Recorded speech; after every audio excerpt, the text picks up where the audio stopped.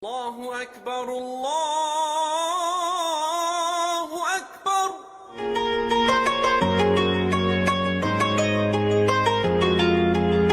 Bagi sebagian masyarakat Indonesia mungkin sudah tak asing lagi dengan kata wakaf. Berasal dari bahasa Arab al-waqfu, yang artinya menahan dan berhenti.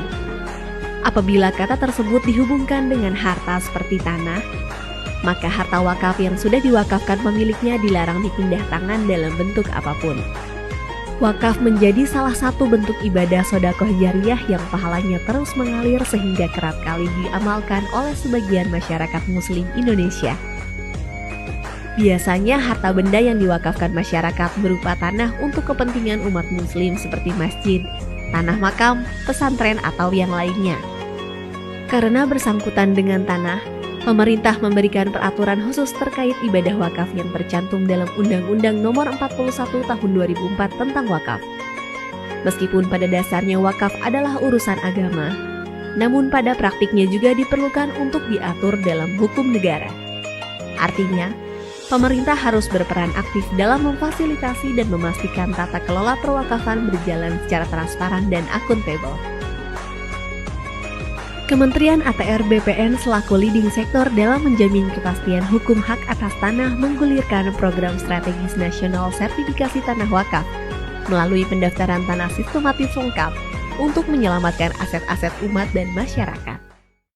Dengan adanya sertifikasi tanah wakaf, maka akan mengurangi potensi hilangnya tanah wakaf atau hal-hal yang tidak diinginkan lainnya.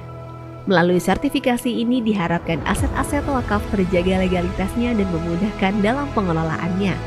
Kementerian ATR BPN sampai dengan tahun 2022 telah menerbitkan sertifikat wakaf sebanyak 194.066 bidang.